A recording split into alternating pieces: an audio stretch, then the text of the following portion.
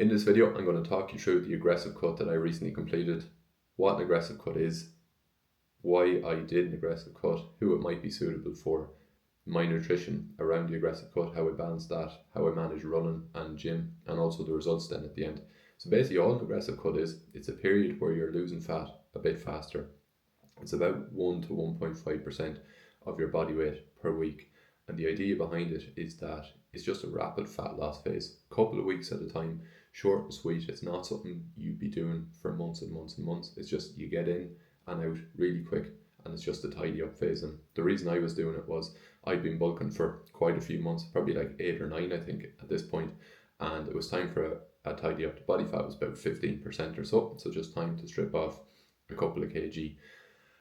An aggressive cut is more suitable for someone who has experienced dieting before. So if you do find it hard to stick to things, or you're prone to like fall off and on, it's definitely not suitable for you. It's something like, if you're doing it, you want to be dialed in for a couple of weeks and just get it done really quick. So I had done probably 3 weeks before Christmas, not as aggressive, and then after Christmas we decided to just completely strip it off. So it took me 3 weeks total to get the last 3.1 kg I think it was off.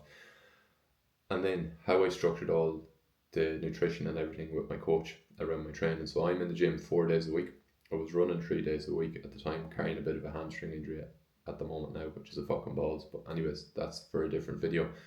And basically we had to manage it so that my carbs were a little bit higher on training days, as in training days where I was doing a double session. So I have 2 rest days per week, and then I have some days where I do a double session, might do weights in the morning and run in the evening. So on those days carbs are slightly higher, and then on the rest days calories are slightly lower and carbs are lower. So on the double days we had 2200 calories, and then we bump up the carbs a little bit, so kind of about 2500 calories it was working out at on those days.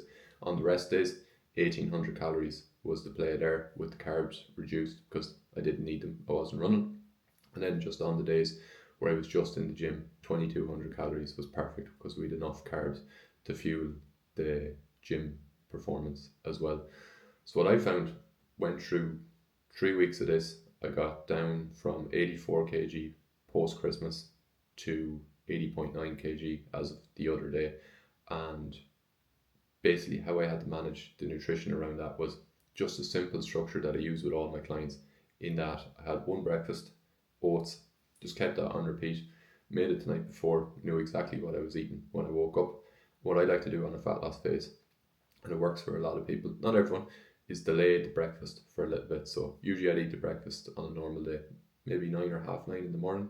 So I pushed it out to between 10:30 and 11:30 most days. Had a can of Monster in the morning, have that anyway, and I find that I'm someone, I don't get too hungry in the morning anyway, and then that just keeps my hunger levels in check throughout the day quite easily. Lunch, I just had like a simple chicken wrap with an apple, and that did me. For my clients, I usually assign 2 lunches to them, and then that's all they need.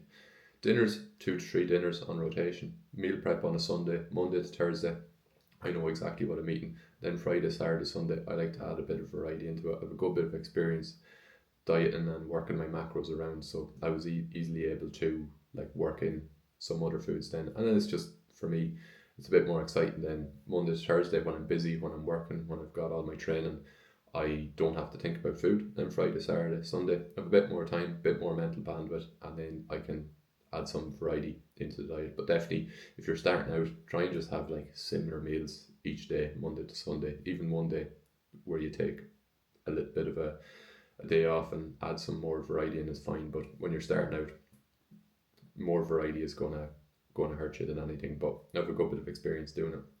So that was how I set up the nutrition. And the snacks as well. I actually had a similar snack most days, and it was just Greek yogurt. Perfect, fills you up so fucking much when you're on a cut. It's like game changer, 0% fat. So that was the nutrition. And then it was just a case of sticking to it, like just being adherent. I don't find it too hard to stick to things, to be honest. Like, my approach is, if I say I'm going to do something, I'll just do it. It's only for a short period of time, and I know my calories will be increased. So I did have 2 events during that time. Went out for pizza one weekend, and I went out for a meal with the family another weekend. Had 2 pints of Guinness there. But with all that stuff, it's planned. So like when you're on a cut, particularly an aggressive cut, you won't get away with just going out winging it and then overeating and then trying to catch up. It'll just end up delaying it for a couple of weeks, and what will happen is you just lose motivation because you're going to be losing weight during the week, then gain it back at the weekend. So just made some allowances for it during the week.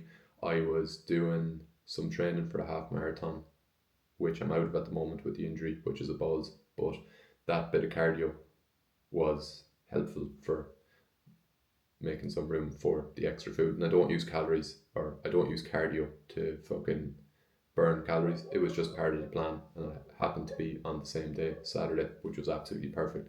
So it worked out really well. So the end result was ended up at 80.9 kg last week, down from 84 just after Christmas. So very happy with that. In and out, it's done, and now it's back to maintenance. Calories have been increased a little bit to 2800, which is lovely.